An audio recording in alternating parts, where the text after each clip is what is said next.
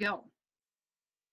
Hey everybody, welcome to today's webinar on using social media to increase community engagement. I'm super excited to share with you today, especially because we have a special panel of superintendents that are going to share how social media is making a difference in reaching out to their community, reaching out to parents and even students, and then truly the world, which is incredible.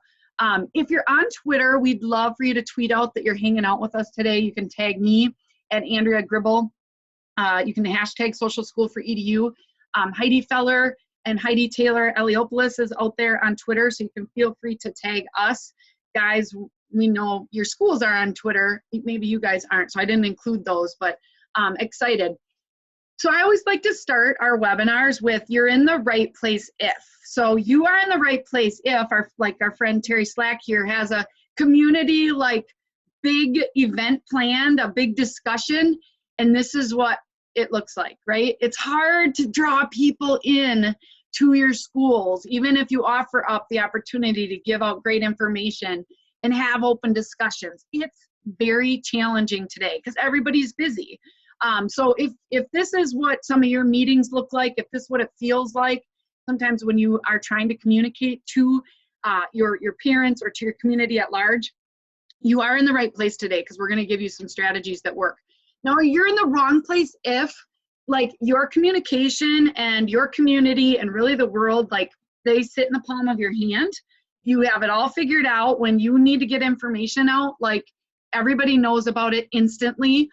And they all have a really positive view of your school, all the time. They just think it's the greatest thing ever. And I do think it's the greatest thing ever, but of course we know there are challenges. So you might be in the wrong place if this is you. And if this is you, I want to meet you. I want to figure out your magic sauce because we could bring that to a lot of the schools we serve. I'm really excited to be featuring. And today, actually, we're going to feature 4 superintendents. One of our superintendents couldn't join us, but I know that as superintendents, sometimes people wonder what you do, right? And it's amazing that moments like this with Heidi Eliopoulos are happening, but if we don't show these pictures and we don't get these stories out there, people don't see them. And I know they're happening, and they're important to get out there. People are on their phones, right? Maybe more than we'd like them to be in some cases, but we need to meet them where they're at. And so social media can be a real place to engage. And I know that there's negativity that happens with, social media and with the ability to say anything to anybody. I can't shut that off, but what we can do as schools and school districts and educators is we can make the positive so loud that negative becomes almost impossible to hear. Almost, we still hear it, but when we're drowning it out with all the great things that are happening in our schools, that is super powerful. And when we think about social media, we like to break it down like this. We want to celebrate your school one story at a time, one picture at a time, one video at a time, right? And we want to get those out because collectively those do really well. So we have an amazing panel that I'm going to let them introduce themselves now. So if everybody wants to unmute themselves now, would be great. And then once you're done, you can mute yourself again. But we're going to go through introductions. We're going to talk about and really share what 5 different communities in 5 different parts of the state of Wisconsin, different enrollment levels. They're going to share what's really worked well for them. And then we're going to do Q&A. At the end, we will also answer questions throughout. So if you are on the live webinar, you have that chat button or chat bar. You can chat questions in as we go, and we can get those answered for you. So to start out, I'm going to let Heidi introduce herself. All right. Well, thank you so much. My name is Heidi Eliopoulos. I'm from the Chippewa Falls School District. I'm the superintendent there. I'm so excited to be here to learn with you all today. The Chippewa Falls School District is a Division I school district in West Central Wisconsin. It's a rural school district. We have about 5,200 students. We're 90 minutes east of Minneapolis to Minnesota to kind of give you a context of where we are. This is my 4th year as the superintendent. I've been in the district for 12 12 years. And I'm just really excited to be here and to have this opportunity with you today. Awesome. Thank you, Heidi. Tom. Hi, I'm Tom Benson. 20 years as a school district administrator, 17 of those right here in Reedsburg. Reedsburg is about an hour north of Madison. Community population of about 10,000. We've got a school district of just over 2,800, 7 school buildings. Most of those are in the city of Reedsburg. We do have small elementary schools out in 2 of our outlying communities that are part of the district. We've been frankly really involved with social media only for a couple of years, but really finding the benefits of that. And we appreciate the partnership not only with Social School for EDU, but with other districts and district leaders who are recognizing the power of social media and really connecting with communities. And so happy to be a tiny part of the program today. Awesome. Thank you, Tom. Craig. I'm Craig Olson. This is my 8th year as superintendent of the Hayward School District. It's my 18th as a principal and administrator. Hayward is located about 2 hours north of Eau Claire, south of Duluth a little bit. And our big push here is branding our Like a Cane campaign. We're the Hayward Hurricanes, which doesn't make a lot of sense. There's not too many hurricanes in Hayward. But realistically, we're trying to do our best job branding, and our social media component of it is absolutely essential to us to make it happen. So just really glad to be here and hope I can help. Awesome. Thank you. And he did put me off for more than a year before he let us help him, but I didn't think I needed you, Andrea. Now I realize I can't live my life without you. I know, and so many, right? Terry. Welcome, everyone. My name is Terry Slack. I'm the district administrator for the School District of Wisconsin Dells, 17th year as a superintendent. Wisconsin Dells is about an hour north of Madison and 12 miles east of Reedsburg, where we are fence line neighbors. We have about 1,800 students in our district, a community of about 8,000 people, Monday through Friday, and then Saturday and Sunday. Some weekends we turn into a community of 100,000 people. That's a true story. Thank you, Terry. And Mike is not going to be able to join us today. He's a superintendent at Fall River, but Heidi will actually be sharing some of the information from their district, which is a really small school district. I think about 400 students K through 12, which is some experience from me because I started in Little New Auburn, Wisconsin, which only has about 300 kids K-12. That's the first school we ever partnered with. I started Social School for EDU about 5 years ago. Most of you know me. So we put out a lot of content for these schools that are going to talk today, but we serve school districts all across the country through either management or membership or coaching models. And I absolutely love what I do because as a mom of 6, I don't get to see all the great things happening in the schools every day. And they don't tell me about them. But because of social media, I can. So I'm excited to be a small part of today's presentation. And Heidi. I've been oddly quiet, which I know Tom Benson is super worried about. My name is Heidi Feller, and I'm the Chief Inspirational Officer for Social School for EDU. I am a former educator, so I sort of wear that set of glasses or that hat, if you will, of like, hey, does the world know what our teachers are doing? Does the world know how hard our students are working and all of the great accomplishments that they achieve each and every school day? Social media is a great way to get that out to the world. And I used to work in school PR before I jumped ship to work with Andrea. I worked for Tom Benson in the school district of Reedsburg and had the joy and the pleasure of celebrating the hashtag Reedsburg Pride story each and every day. Awesome. And Heidi's going to share with us a little bit more. You know, Social School for EDU's mission, which I think it can be a mission, a shared mission for every school, is we want to use social media to celebrate students and connect communities. We actually serve over 70 schools across the country. We celebrate over 120,000 students and probably over 20,000 educators every single day, which is a great honor. And we've been doing that since 2014. Ton of free support out there, all these great blogs and monthly free webinars like this and daily Facebook posts that are out there. And then of course we do have a service model where we get paid by schools to help, and that's through our membership program, which is brand new, just started this year. And we have a very special announcement because we got a really great special for May coming up at the end of the presentation. We do coaching, which I see Tony's in the house, and he's on the Feller squad because Heidi does a great job of coaching them down in Belleville, Wisconsin. We got a coaching program, and then we do full management for schools. And so we've really just started this company because one school asked for help, and we realized more schools needed help. But many of you wear these hats of being a school communicator and, telling your story. And so we love that we get to serve schools in a big way. Obviously, we serve more than 70 schools. I couldn't do that by myself. And so we have a great team of ladies that specialize and focus on what works best for education. And we bring that expertise to every single one of the schools that we serve. So without further ado, we're going to dive into what works. And have you ever worked with educational service agencies? Yes, we've done a little bit of coaching, and some service agencies are part of our membership program. We don't do direct management for them. They're a little bit different than schools, but that's a great question. So we do have those in our membership, and you can stay tuned till the end. So we are going to have the lovely Heidi Eliopoulos. I wouldn't call any of the other, well, I call Heidi Feller lovely, but kick us off. So Heidi, go ahead. All right, thank you so much.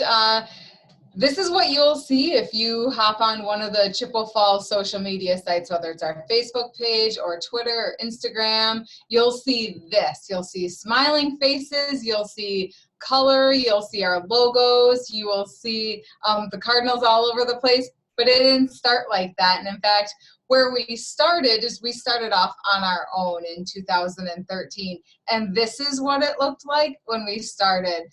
We had an ed tech director who understood that our parents were at social media and we needed to figure out how to get there. So we tried doing this and realized within about a year how complicated and involved it was, and that really we could have a full-time person doing this, but we didn't have anyone in our organization with that type of expertise. So we quickly learned early on, back in 2014, that there were people with this expertise and that their targets were schools, that there were people who knew how to do this, how to leverage social media to reach our communities and reach our parents, and they were willing to work with schools like ours to help kind of get us straightened out and get on track with this. So we evolved. We went from collecting our own information, having a whole bunch of people in our district with the secret passwords for our social media accounts who were sporadically, when they had time, putting posts out. We had a wide variety of things, would go weeks with no posts, then all of a sudden we'd have 10. We had a lot of things going on, but not necessarily very well. So in working with Social School for EDU, we were able to develop a system in our district, and our role became gathering up the great things that were happening and sending them to this one email address where our support on the other side was going through and making our pictures look good, writing caption and telling our story with us and for us. So as you can see, from when we first started out in 2014 to today, our reach has grown extensively. And a big part of that is the work that we're doing with Andrea and her team, because what is being put out on social media now is very high quality. It tells our story, it tells the positive, and it's that loud voice that Andrea referred to at the beginning. So as a result, our following has grown. We actually take a look every couple of months at the Facebook and social media activity, and we're able to see what is getting the best action, what type of activity is happening with certain types of posts. And in looking at that data periodically, we've identified certain practices that are really working well for us. One is the use of our annual pennant campaign. So every year we focus on our Cardinal mascot and we create a different pennant. And we ask people on the first day of school to take a picture with their child and their pennant and then send that to us at our social media email address. And then we push those out. So that gets some early start of the school year excitement. It gets parents following us. It gets parents engaging with us. And then throughout the year, we incorporate that pennant into various activities. And I just love this pennant idea because you include like all the main calendar dates, like start and end times, who to contact for bus schedule. You put a lot of useful information on this pennant. Yes, we make it worthwhile and a user tool. We also don't want parents to throw it away in case they're going to use it for a picture they can send us later in the year. Yeah, it's awesome.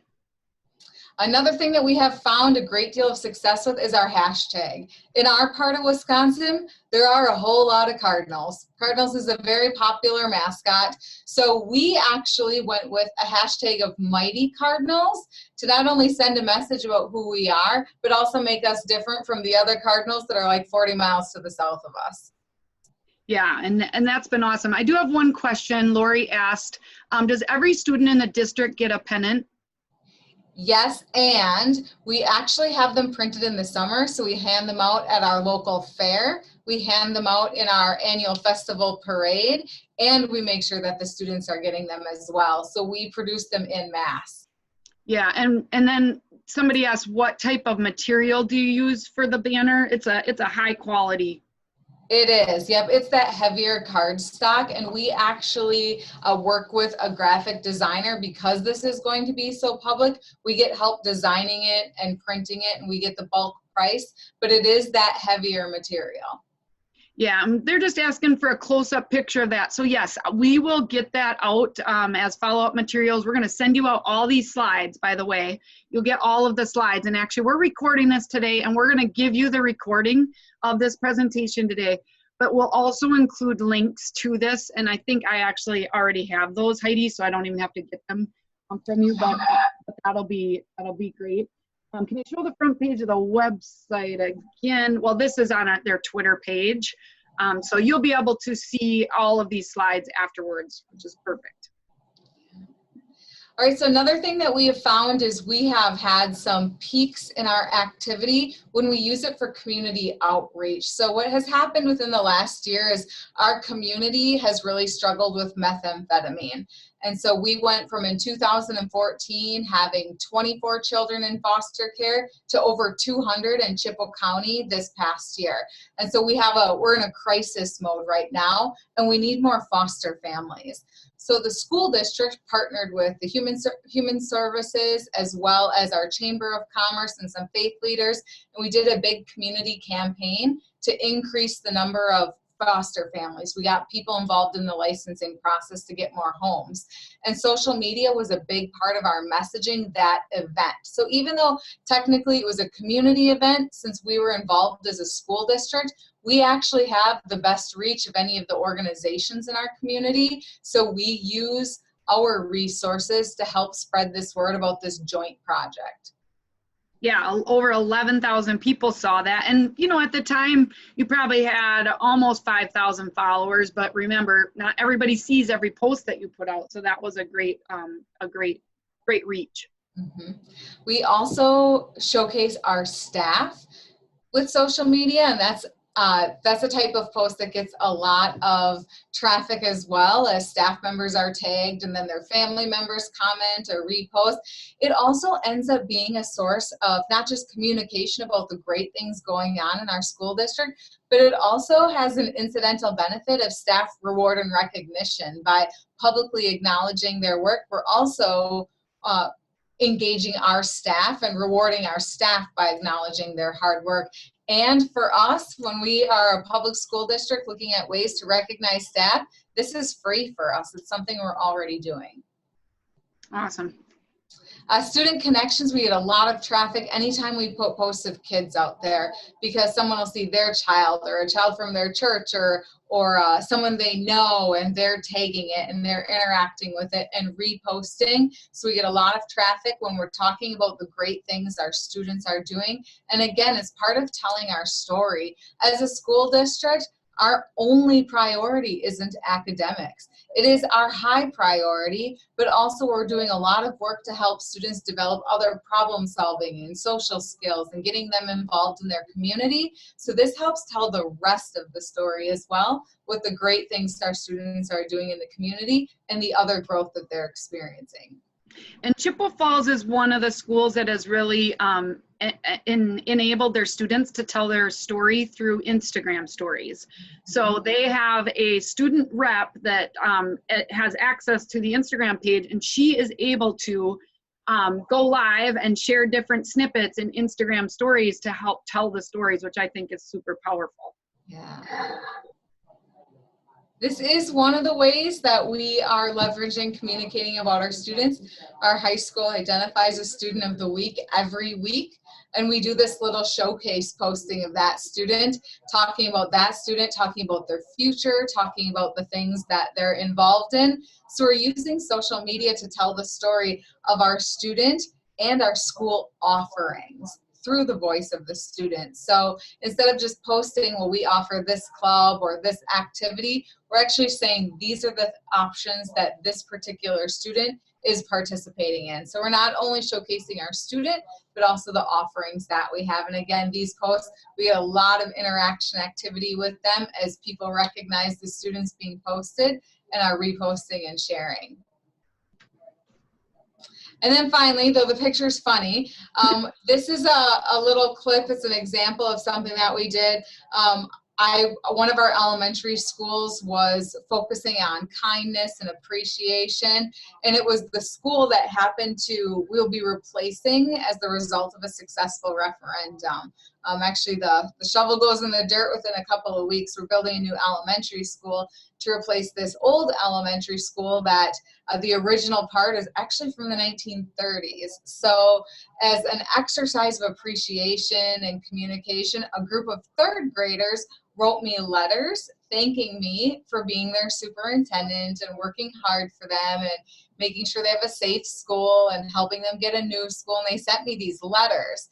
And so I just set up my iPad, hit my own little self-record button, and I sent them a video message thanking them and telling them how they made my day with their letters. And their teacher thought the video was so neat, she submitted it to our social media account, and it ended up on our Facebook page and got some great response from our parents who were excited to see the superintendent in a school of 5,200 students still took the time to send a thank you message to a third grade class. Very, very powerful. So as you wrap up with your section, Heidi, Holly has a great question about if a group from outside the school district wants to get something on the district's Facebook page and encourage student participation, would you run it, or does it strictly have to be a school-sanctioned event? So that's a fantastic question and something we deal with on a regular basis. So the short answer is no, we don't run it. We have a community education department who will advertise outside events, but we don't use our social media account for that for a couple of reasons. One is that would take over. People know we have a really big reach, and so we do get requests from Kiwanis wanting us to advertise this event, from community sports wanting us to advertise sign up, and that would take over. And that's not the purpose of our social media work. We aren't, our mission isn't to communicate the awesome things going on in our community, which there are, and we support those things, but our mission with our social media work is to tell the story of the school district. So that communication deviates from it. The other sticky spot we would be in if we started advertising outside events is equal access. So we're a public school. So if we publish this event, we have to publish all events, no matter what type of content they are. And also people may misunderstand us as supporting or endorsing the event. So I would say use care, because once you say yes to someone, you have to say yes to everyone. And you may be put in a position to promote something that's in conflict with the values of your school district or community. So what we do instead is we only put things on social media that it's one of our activities or we're a partner in the activity. So like the Foster event, for example, was not a school district activity, but it was, the school district was one of 4 partners doing the activity. So that's why we shared that one, but we wouldn't share a separate organization's activity. We get that request a lot, and some people are very frustrated with a no answer, but we have stuck firm to that. That was really well thought out as far as a response. I think I'm gonna have to reclip that, Heidi Feller, right? And we can play that for other people, because that was really well answered. So next, and Heidi will hang on so we can ask more questions as we get to the end. And if your screen's frozen, I'm not sure what's going on with your internet connection, but I think we're going okay.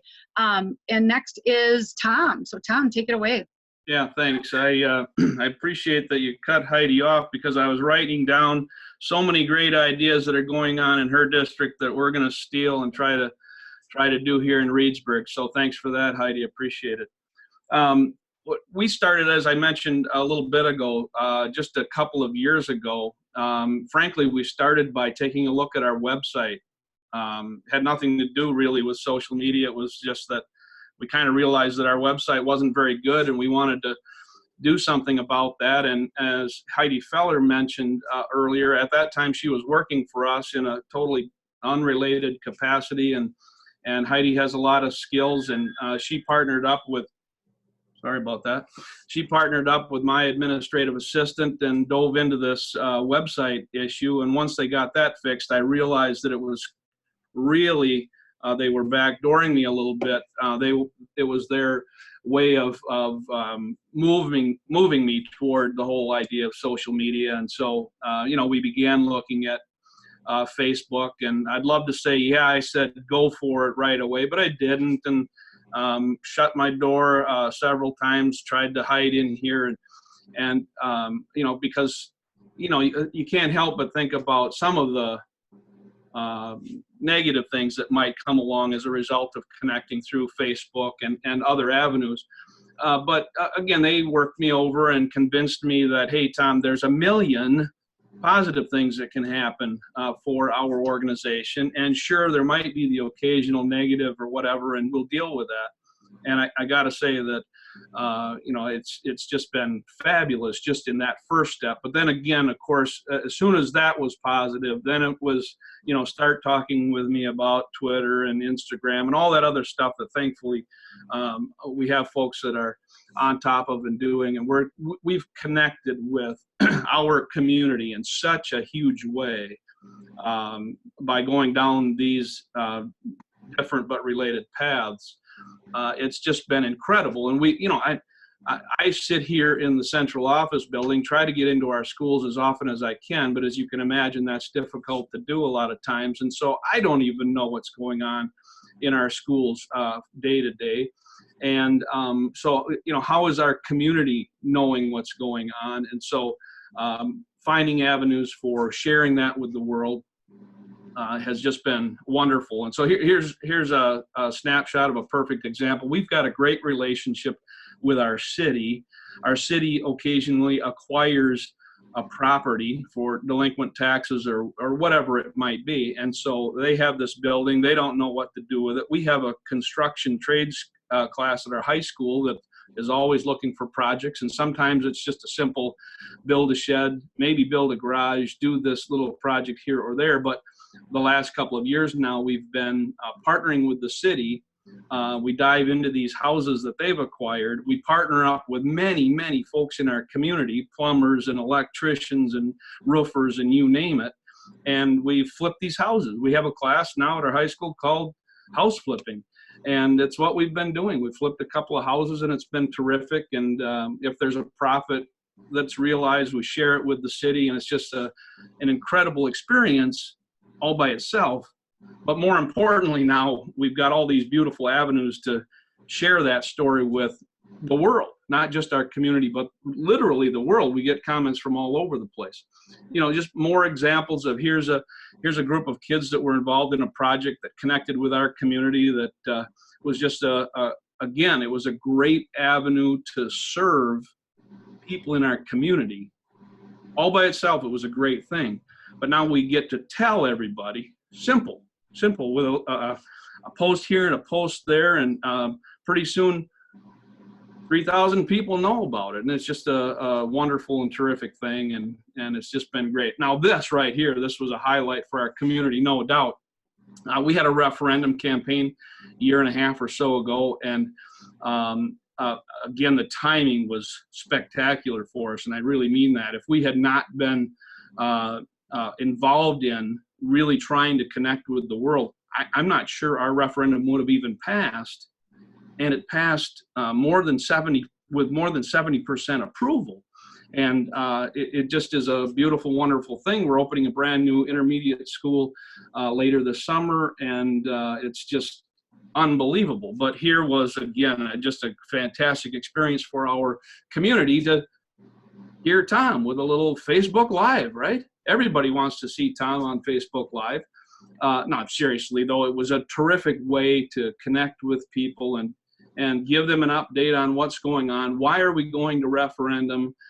Give some of the simple, straightforward, foundational kinds of things about what it is we need, what it is we're asking for, and then letting people know how they can find more information about that. And again, the result was fantastic. So here's, again, just an opportunity for us to, again, then keep our community informed about the progress of all these projects that they have approved. This was the kind of the groundbreaking ceremony of where this intermediate school, it's unbelievable. I don't remember the date of this thing, but boy, if we had a snapshot of that site from the same spot today, I am not sure you'd believe it, because I look at it every day and I don't believe it. It's just, but again, it was a great opportunity. We gave information about this groundbreaking ceremony ahead of time so that people could come if they wanted to. As you could see, it was a beautiful, muddy, sloppy day, but we muddled our way through it just fine, and it was a terrific experience. We had a group of kids that were able to come to the groundbreaking. These are some of the kids that are going to live in this school this fall, and it was, it was great to be able to tell the world about what was going on. Yeah, I got a question, and Heidi Feller, you might have to voice in. So this, Holly asked a great question. How long was the video that we shared about, how long was this? And then did you have it closed captioned? Can you answer that, Heidi? Most of the people would say it was too long. No, I'm just kidding. Most of them would, especially me. Go ahead, Heidi. Yeah, so we actually shot 4 videos, and each of the videos was about 1.5 minutes or 2 minutes long. People do not watch a video past much like 45 seconds, 60 seconds on Facebook, so keep that in mind. These were short snapshots that we shot with my iPhone and Tom on the other side of that camera, and they talked about a particular point that had to do with that referendum. And yes, we did add closed captioning, because 80% of videos on Facebook are watched without the sound. So it's really important to do that. And we use a service called rev.com. Pretty easy to use. You try it once or twice and it should work. And the other thing I'll say about this referendum initiative was, and Tom did touch on it, but I like to say more words than Tom does all the time, is that had we just decided to post out about the referendum all of a sudden on our Facebook page without building trust and transparency over the preceding 18 months of the Facebook page's existence and the daily tending of sharing great news and celebrating students, I doubt that these posts and that the referendum would have turned out the way that it did. I also want, thanks Heidi, that was great. I appreciate that follow-up. I also want to defend my custodians.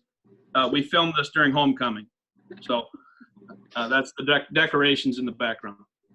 That's good stuff. All right, so we got the groundbreaking. How about this? Yeah, this was our principal of one of our elementary schools, who's going to be the principal at this new school, and it was just again a great opportunity for him to be connected with the building, so that our community knows that there's a connection between him and and this building and the future of this building and all of that. And it was an opportunity to give a, kind of a update about what's going on. And the at the core of this was really a naming the school kind of fun activity that we had, contest, if you will. But really behind the scenes, the backdoor piece again was that we wanted to make sure that our community had an opportunity to connect Clint Byer with this school building, because he's going to be the principal there long term. So it was an opportunity for him to kick off this little contest about naming the school. And once again, because of the reach, we had so many people from literally all over the globe participating in this thing, and it was so much fun. People that made suggestions about what this school should be named, or who this school should be named after, because of who knows what in the history of either our school district or in our community or whatever it might be. And so it was nice to hear about those, read about those, talk about those kinds of things, and turned out to be a great experience.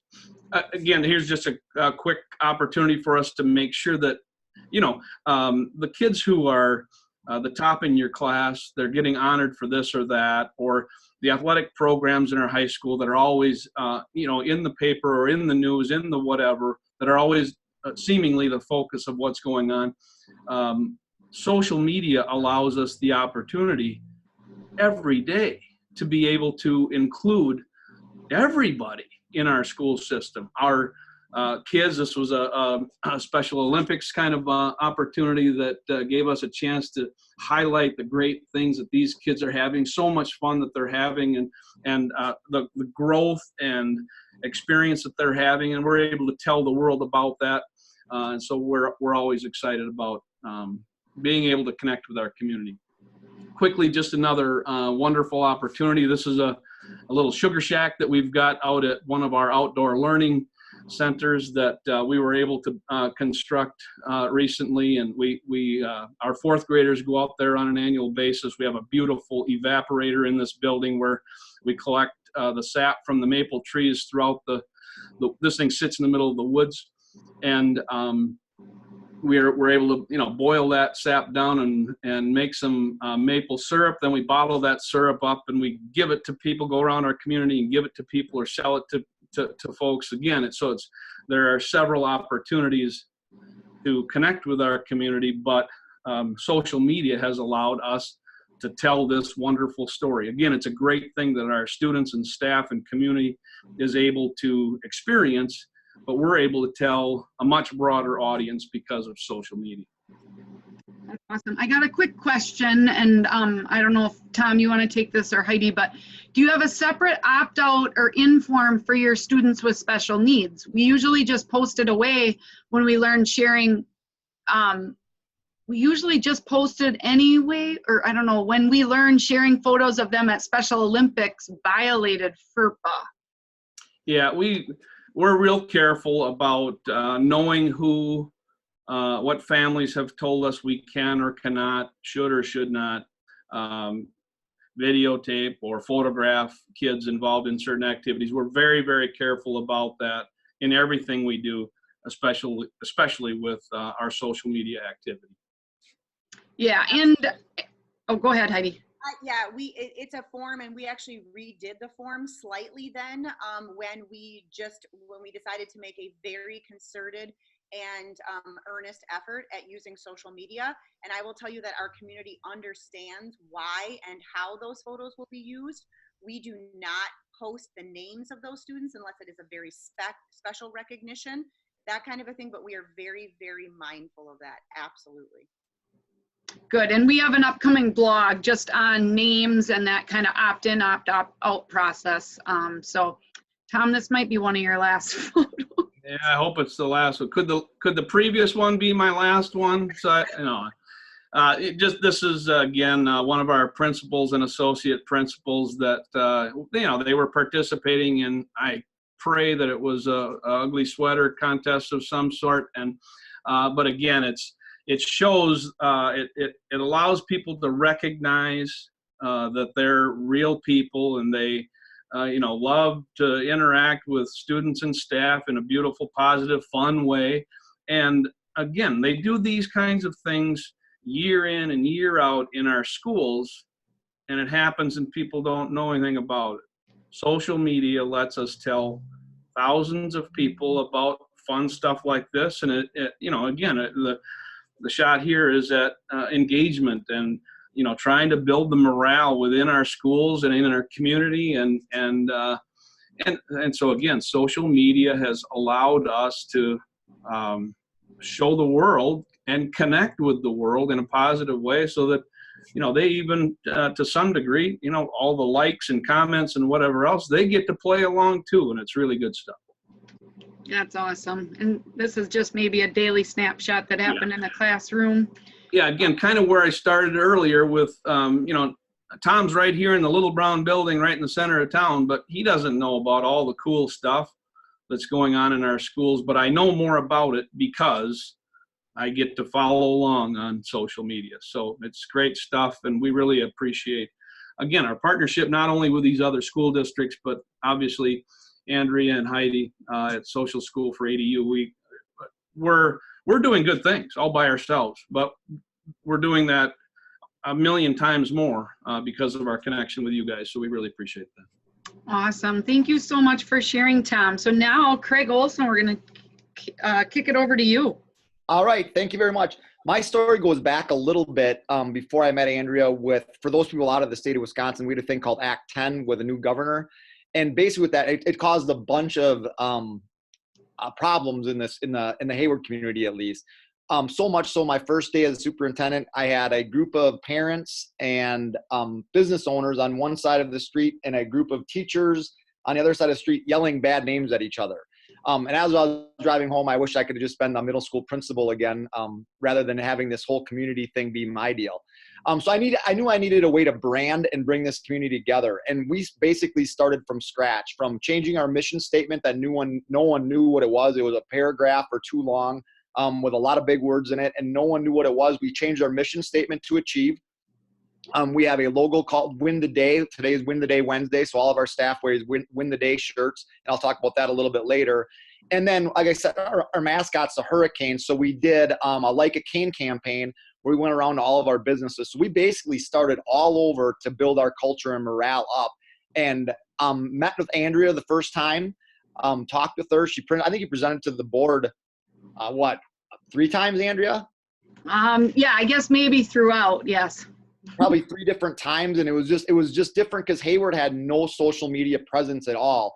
I'd get very similar to Mr. Slack's video of the meeting. Very few people would show up at forums and community events.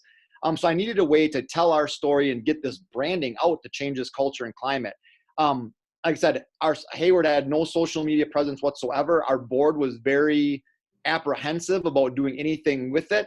And once Andrea came and presented, one of the questions was by our board members, why can't we do that ourselves? And so we made an attempt, and we have very qualified people in our technology department. There's no way we could. As good as they are, I'm going to brag about Andrea and her crew, there's no way they can do that because that's their job, is to tell our story. So just like Heidi said, our job was simple. It was to just make sure we got them the content, and they do a heck of a job making sure that gets out to them. So it went from 0 to nothing.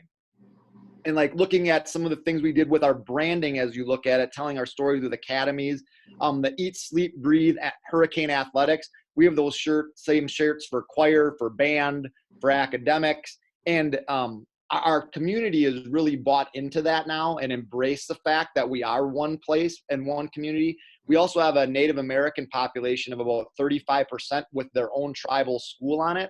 And even that, we have 538 of our kids that are Native kids. They believe in that hurricane logo, and a lot that has to do with social media with that. This was one, unlike the other folks, we have actually failed a referendum. And the first one we failed, it was by a long shot, and this was before any social media presence. This next one we failed by 38 votes. And this is where you all can say, oh, that stinks, because it does stink. But we did a Facebook Live, and a lot of my colleagues across the state and around the United States said, don't do a Facebook Live, because this was a deal where people could just write in questions. And I had like a team of people around me. There was only one inappropriate question. And I just simply responded. If I responded to what I thought, it would come across as unprofessional. So I'm simply going to keep my mouth shut. But it turned out great. Again, we lost by 38 votes, but the next time we go around with this, I feel it'll be a very different outcome, because the community has come together so much, and social media being a big piece of that. Yeah, and if you just look at that, 115 peak live viewers. So most of that video, which I had watched from, a community away, there was over 100 people on there live. You let people submit questions beforehand as well. And you even did some like little giveaways with some water bottles of people that were asking questions. So a lot of ways to get engagement. But have you ever had a town hall meeting where you're like, say, hey, we're going to give out information? Have you ever had 115 people show up? Yeah, and that's what I was going to say next. Looking at this looks great. I actually did 57 town hall meetings, coffee shops with a big sign with pamphlets with referendum. The most people we had in any of them was 8. And 4 of those were people I made go there, like as like colleagues of mine, to make them go. So, I mean, it's just a community that's not going to show up like a lot of them, but you could definitely see the information, accurate information got out during this Facebook Live presentation. This is a Get Caught campaign. Again, today is Win the Day Wednesday. We buy all of our staff shirts with our logo on it. It just fits Win the Day Wednesday. So all of our staff has the same shirt on today. And also in the community, our kids from the high school go around, and local businesses are advertised on the radio that if they get caught at their business wearing hurricane logos on Wednesdays and Fridays, we have different donors that give things away. Like this is an example of a Dairy Queen cake. We give free tickets away for our home athletic events. It's really neat, because right now if you drove down Hayward, you'd see the banners, but you'd go into most businesses and all of their uniforms would be hurricane logos. So I mean, the branding is definitely paid off. And then the business partners, our goal with our advisory councils are to, with our businesses advisory councils, is for the hope is that they never put a help wanted ad in their storefront again. So we utilize our web pages to help businesses look for things with partnerships with scholarships and internships and things like that. So again, it really helps our business, especially being in a big tourist town like we are in Hayward. And then recruitment, I mean, northern Wisconsin, like I said, we're closer to Canada than we are Madison. So we have probably 70% less teachers applying up here than we did 25 years ago. Recruitment of our quality staff, we really believe that we need to hire, develop, and retain good staff. And our social media presence with Andrea and her crew has really helped with that. We're hiring a director of pupil services. We're interviewing that position on Tuesday. And we have 14 applicants for that position, which is huge for that position across the state. So yeah, the recruitment of our staff really helps also. Yeah, and just a note on that is, you might get people that weren't really ever going to look. Like, yes, you got LinkedIn. On Wisconsin, we have a website called We Can that you post these positions out, but posting them out on social media can be super helpful. And this is just an example of us telling our story. That is not a stage picture. We're closer to Minneapolis than we are Green Bay. Snapped a picture of that because that would normally be just a story that we sat around and talked about as a staff, like how cool that is. But when we snapped this picture, literally, I think that picture is in 100 different places across our district right now. And it wasn't staged at all. Those 2 kids were just walking down the hall at our primary school, and the Packers and Vikings played that Monday night. So pretty neat picture. I love it. And then safety in our schools, we just received a safety grant of $250,000. We work really close with our police department. And with school safety being such an issue now across the world, we want to make sure our people know what we're doing with our active shooter drills and all the trainings that take place, and to get them involved. And our local police department is very heavily involved with our school system. And again, it's a great way to promote. And without this, I don't know if our story would be out there that this is going on in the district. Yeah. Awesome. Thank you so much for sharing, Craig. All right, Terry. Oh, Terry, you got to unmute yourself. All right, let's try that. Well, welcome. Terry. So we have our venture and telling our story goes back probably about 3, maybe almost 4 years ago. We saw a sectional at the Wisconsin Association of School Boards knew we were missing some things, and it was time for us to jump in, subscribe to Andrea's service, and it has been rocket fuel for us in our success in telling our stories, successful stories, one story at a time here. So it goes back to September of 16. It was a great launch. We've added 1,300 followers on Facebook. Instagram is emerging, and then we are averaging about 3 posts per day. We have a variety of things where the stories come to, and I think one of the benefits is that Andrea's crew, Joanna specifically, is the filter and the funnel for us, and helps us kind of fine tune the messages and when the peak times to go out. Our population is unique to our part of the state in that we have a significant Spanish-speaking population. So we have elected to purposely post both everything in English and in Spanish. And that has really helped us connect with our Spanish-speaking community members that have a ton of students, over 400 students in our district. And it's, I think, drawn us to be a much more inclusive, welcoming community.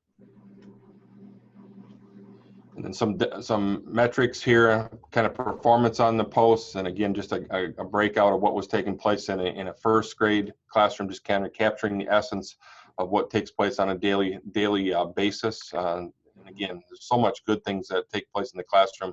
Gives a quick peek into the what takes place at the classroom level here. And again, different colored T-shirts. Part of a homecoming celebration, but just again celebrating diversity in a music classroom here. It just doesn't get any better than that for us at our level here. This was big news. I'm a little bit of chicken. I was not brave enough to do the Facebook Live. I'll admit to that. I will in the future here. This is our high school principal announcing, and it was appropriate that our high school principal did this. He is a graduate of Wisconsin Dells High School. Has risen through the ranks from a successful teacher and assistant principal, and now the high school principal. And we received a generous donation from a couple resort owners here, husband and wife combo. They donated 80 acres of land for a new high school. And so Hugh appropriately told that story, got that out there, and as you can see, we reached over 9,400 people and 163 shares to spread that news. It spread faster than wildfire that day, and that was really a fun thing for our community to kick off what ended up being a very successful referendum campaign for us this past November. And much like Heidi, we have broken ground a couple weeks ago on this new $58 million project, so let the fun begin. And then the way we produced our referendum results was we used our board president, Kathy Anderson, and again, Hugh, our high school. They were announcing a little bit of a twist here that the current high school was going to be turned into a middle school, which meant we were successful in the campaign for the construction of a new high school. They did it. You can see it reached, people were engaged. We reached almost 14 or a little more than 14,000 people. In that process with that short, about minute and a half stream of the referendum results. And then a couple of years ago, we were made some history in the sense of we had a girls basketball team qualify for the state tournament. We captured those moments. Heidi's team came over and helped us at the Resch Center in Green Bay tell our story and then enjoy a lot of school spirit. And then we've also have an equestrian team that was successful in winning a state championship. And again, so we captured some pictures there as well and shared that out with our community. And I don't think it gets any better than this. This probably really goes back to Andrea's crew because this is a thank you for making us look so good. But this was also an opportunity just to share a picture to thank the community for what they do for us every day. We're so honored to be able to serve our community. That's been awesome. All right, Heidi, you're going to help share the Fall River story here. I am going to help share the Fall River story. I know that the superintendent, Mike Garrow, would love to be here today, but he had surgery last week, so we wish him well. And I also will keep this section somewhat short because I understand that we sort of want to keep you guys only for about an hour. So if you have more questions about this particular partnership with Fall River, please let me know. So Fall River is a very small district that is northeast of Madison. They have about 400 students, and they also partner with us. They launched in November of 2017, and you can see the progress that they have really made in using social media to connect with their community and to help tell their story. You know, they didn't have a Facebook page. They now have more than 860 followers. So they have a weekly reach of more than 2,000 people, which is really, really great.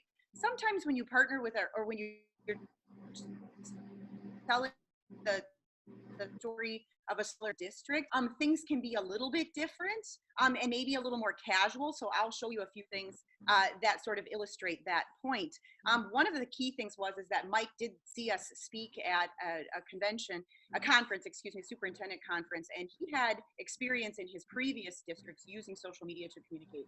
So he knew how important or how powerful it could be, and that was why he wanted to use social media in Fall River when he first came on. He did have a staff member come to him, a teacher, and say, you know what, I could do this. I can post, that kind of thing. And Mike said, well, that's great. Awesome. So you'll be the person who posts. I'm going to need you to do that nights and weekends and pay attention to all comments and interact and things like that. And she said, actually, no, thank you. And I know that for many of you, you may be the person, who does that internally. It's just a good idea to have a great system and some good boundaries and parameters around that. The bread and butter of what Fall River shares with being a very small district has to do with celebrating students. That picture on the left absolutely gets me. But to give a peek into all of those amazing things that happen in a classroom each and every day, especially the one on the right, because I think sometimes a small district has that misnomer or that aura around it that because you're a small district, again, these guys are 400 students K-12, that you can't offer all of the amazing experiences that, let's say, a bigger district could offer. And that isn't necessarily true. And in fact, sometimes it's actually the opposite. And so I think the post that went out, last week, that this group got to go to the county government in Portage, that kind of thing. Those are really cool opportunities. You want to be able to showcase that and let your community and the world know that.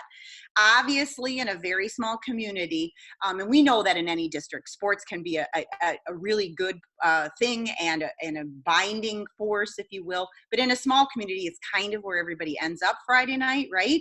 And so Fall River is very careful to promote and celebrate all of those accomplishments for all of their students, not just in high school, but middle school and even elementary school that have to do with sports. A key thing, I think, for many districts, if you're not doing this, you should be, but it certainly plays really well in Fall River, is posting a Throwback Thursday photo. So their account manager posts a Throwback Thursday photo from one of their previous yearbooks, some of them in the distant past, some of them in the not too distant past, every single Thursday morning, Throwback Thursday. And the community really rallies around this. In fact, they have one particular woman, an alum and a community member, who comments every single Thursday.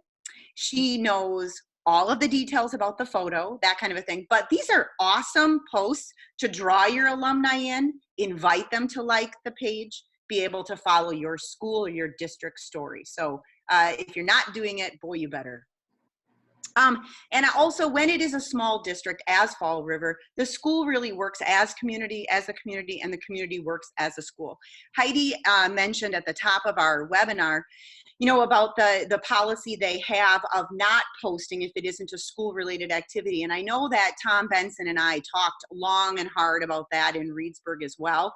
I do encourage you to have just a really good policy and a polite no if that's what it is. When it's a small school district like this, lots of times those lines blur. And so you'll see, I think maybe on the next one, Andrea, the next one on the right-hand side, that Fall River is sharing things about adult classes or other community events that are happening. They understand that Facebook page can serve that role, and a small district does sometimes have different rules or a different viewpoint than a larger district. So I think we maybe have one more, Andrea, is that it? Yeah, and then staff recognition is always huge. I know that a number of the other panelists spoke about this, but I can't say enough about this. It's great to share photos of your students and things like that, but guess what?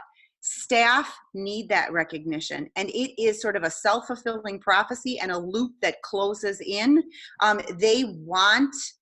They're humble. I always say that. That's why I don't teach anymore, right? But they're humble, and they need somebody to kind of toot their horn, if you will. And so Fall River does a really great job of doing that. And you can see that for a teeny little school district and a very, relatively speaking to the rest of the panelists, small following on Facebook, for a post like that to reach more than 1,300 people is pretty darn special. So, you know, just a different perspective of using a social media in a small school district to build community engagement there. And this is the most important takeaway I actually think for today, other than to steal all those awesome ideas from those other districts, start implementing those cool ideas. But it's really important to let your staff and your community and your fans know that if they see something they like on your Facebook page, it matters if they interact with it. Liking, commenting, and sharing means that your story is pushed higher in the reach for Facebook, the algorithm of Facebook, and that means it reaches more people.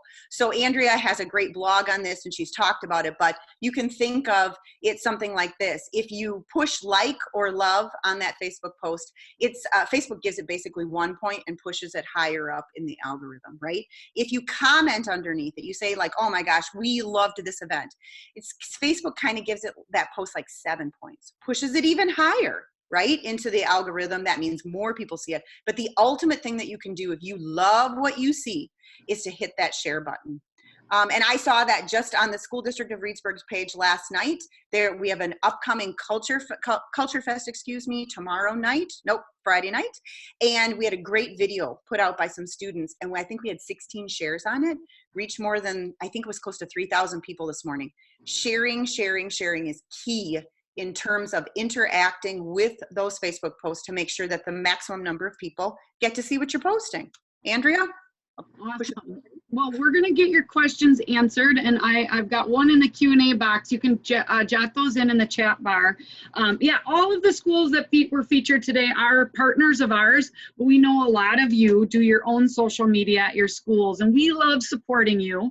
Sometimes you can be on this road kind of all by yourself, right? And you're in charge of communication, or you look a little bit like this because it is confusing. And by the way, Facebook just unleashed a bunch of changes.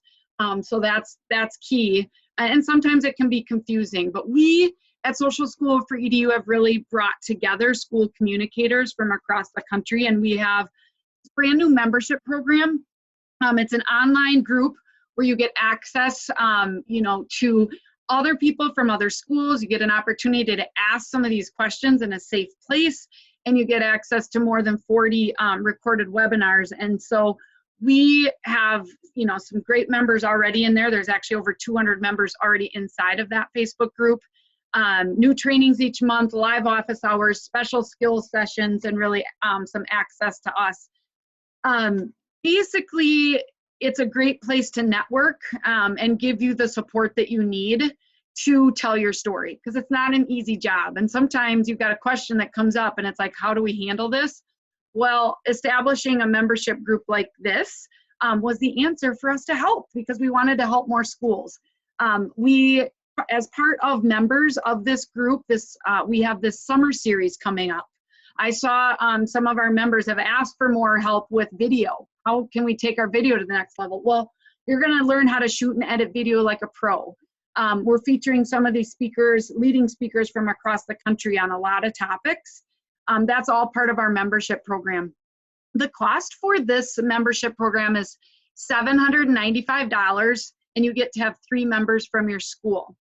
But we've got and you can sign up online. I'll also give the direct link out when we send out the recording and the slides from today. But I have a really special May promo. We've got special pricing where if you sign up in May, you're going to get $100 off, plus you don't have to pay till July. You guys, I know that your new fiscal calendar starts in July, and so that's been an issue for some of you. Well, you're going to get to join now, but you don't have to pay that invoice until July. And so for $695, you're going to be a part of that. Basically, just a lot of people that are happy and feel supported inside of this group. And by the way, you're going to have access to all these webinars, and yes, you can listen live as well, but you have access to all those recordings. Super powerful. So I'll get this out to you. If you have questions about that, you can answer, but we've still got all of our panelists on. So please, if you have any questions, make sure that you chat those in now, or ask, provide a thank you. Somebody asked, Will you be mailing a professional development certificate? I can get you something. We don't have anything formal, but I know some of you count some of this towards your professional development. So please email me back and let me know that you need something. One person asked, you probably take additional steps to make sure that those who are not on social media are also included. You announce that other medium on your social media posts. In case your post is collecting data, is there a risk of duplication? So I'm just going to answer that a little bit as far as, social media is a spot where you're going to meet a lot of people, but direct communication is always best. So we definitely communicate in a lot of different ways. I know that some of our schools actually have a Facebook newsfeed on their website. And Heidi Feller, do you want to comment any more about that, or? In terms of direct communication? Yeah, do you not, of reaching people not on social media? Yeah, I mean, I think you're always layering communication, right? Social media is just one of the communication tools in your toolbox. If it is a piece of information that everyone needs to know, then you're going to want to use direct communication. I can tell you that in the school district of Reedsburg, that they actually have online newsletters that are sent out to parents in each of those schools. Some of these items are included in that. Some of it is kind of folded over. Sometimes the item breaks first in the school newsletter, then it ends up on Facebook, then maybe it'll get reached, it's that kind of a thing. So we try to include in many ways as possible, that kind of thing. But the fact is that, what do we have, 80-some%, is that right, of adults on Facebook? It's a pretty powerful communication tool. But yeah, we layer all the time. No harm in that whatsoever. You might change the message. Right. We've got a great question, and I don't know which of you superintendents wants to take this, but has anyone noticed improvements in school climate survey data or dashboard data since implementing social media outreach in your schools? Any of you have some data on that? Yeah, I can just say, just from an informal survey, and we do a YRBS every year, but just our homecoming Black and Gold Day. 8 years ago, it was 32% of our kids, K-12 of 2,100 kids, wore black and gold. This last year was 97.8% of our kids wore black and gold. I mean, and then looking at our YBS, the culture and climate surveys of this goes up, and I can't remember the exact number, but it definitely went up. And I think it has a lot to do with our social media presence. For us, we didn't change really what we were doing, but we got to tell our story more. Yeah. On our end, we're going to test that here soon. I can tell you from an employee standpoint, we believe through some survey data, it has improved our employee engagement. So some of the things we have done to highlight staff, I think, leads them to be more engaged in their job on a day-to-day basis. We all know that if the adults are engaged, the kids are going to follow suit. I love it. And that is a good point of when employees actually, because of social media, get to see what's happening in another building or, in another second grade classroom, if you've got multiple classrooms, that they don't get to see because they're focused on their own classroom. So that's really powerful. Tom or Heidi, anything you want to add? Yeah, I don't have any pure evidence that would tell us one way or the other, but there's no question that our community is more connected with us, and we are more connected with them than ever before. And there's nothing else really that we can point at other than, the effort to be where they are. That's where they are. So we went there, and we're better connected as a result. Yeah. I would just add I'll add a cute anecdote that Tom may or may not have seen on the Reedsburg Facebook page. We just had a school board member retire after 15 years of service. His name is John Pearson. And we had wonderful engagement and awesome comments. And the coolest comment came from his daughter, who a couple of days into it she said, Dad, AKA John Pearson, is not on Facebook, but I read him all of these really great comments. Right? I mean, talk about engagement and closing the loop. Even for people who aren't on Facebook, they are on Facebook, so they're paying attention. And that's really great encouragement for, you know, people who've served that long, let's say on a school board, or taught that long. We've got retirees coming up. Those are huge posts for people to close the loop and thank those folks. And those folks feel really appreciated.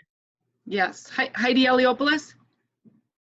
We started surveying parents. We started a parent satisfaction survey back in 2014, and we've made significant gains since then. And while we can't target the action step of engaging with parents using social media, it's such a big part of our communication that it can't not be a part of it. Okay, awesome. Yeah, that's powerful. Heidi Feller, do you duplicate Facebook to Twitter and Instagram? Oh, I don't duplicate, but I sometimes, but more so, I mean, and this is a great tip all the way around. So you get some great content from a teacher, right? And maybe it's got 4 or 5 photos from a really cool science experiment. You do a great sort of write up for Facebook, and you include all of those photos because they're great in the Facebook post, and you lead with the money shot, the best one, right? But maybe within those 4 or 5 photos that are sent, one of them really just stands out. P.S. Pay attention later on to the School District of Reedsburg's Instagram account because you'll see it.